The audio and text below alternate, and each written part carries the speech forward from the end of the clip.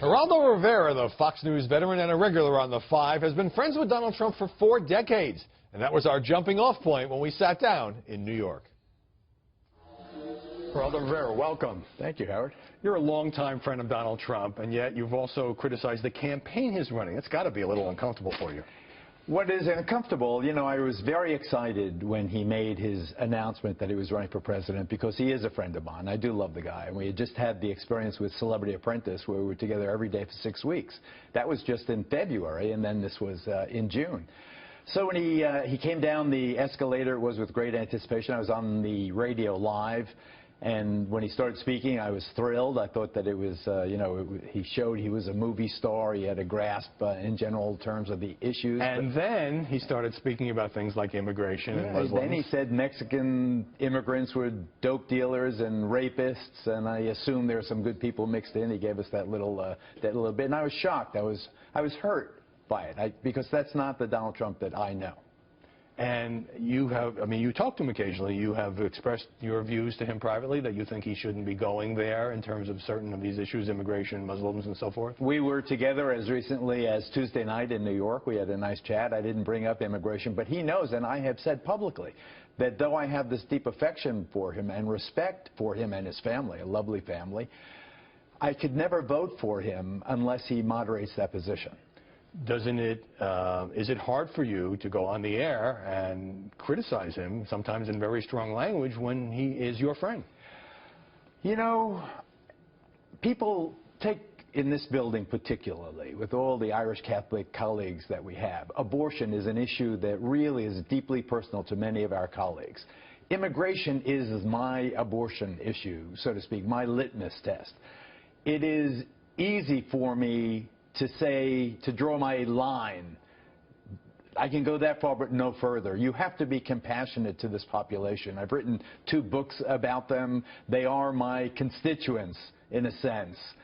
It is impossible for me to be for someone who would deport American families that have citizen children. Donald knows that, but I fully expect, and I want to be very clear about this, Howard, I fully expect that all of the Trump naysayers are correct. Cruz is correct. Donald doesn't really mean it. The Donald Trump I know would never break up American families to make a political point.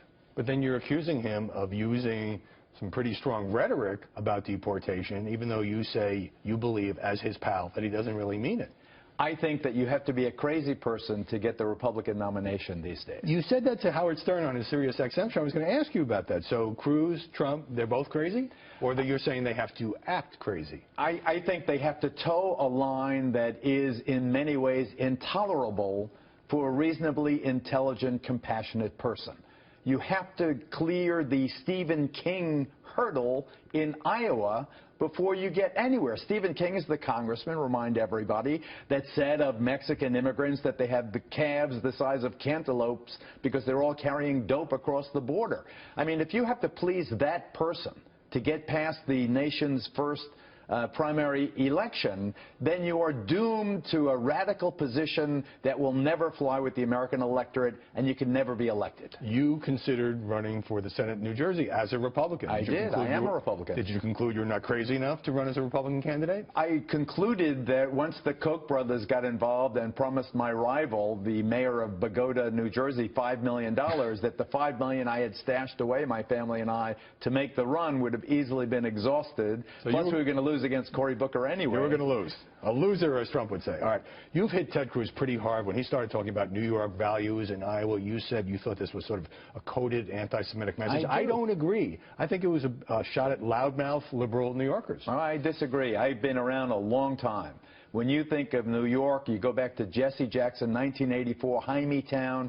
The only reason Ted Cruz didn't say New York was Hymietown was because it was already taken by Reverend Jackson. I think that when you use New York, what is New York? And then you throw in money and power and media, you are talking about Jews. And I know it. I sense it. I'm very defensive about my people, my mom's people particularly. Have you talked to the senator, or if he's here at Fox, you go in the other direction? No, I generally don't want to confront him. We have had, I have interviewed Senator Cruz. I was at an off-the-record campaign fundraiser that some parents in my kids' school invited me to, so I've had time to listen to his pitch.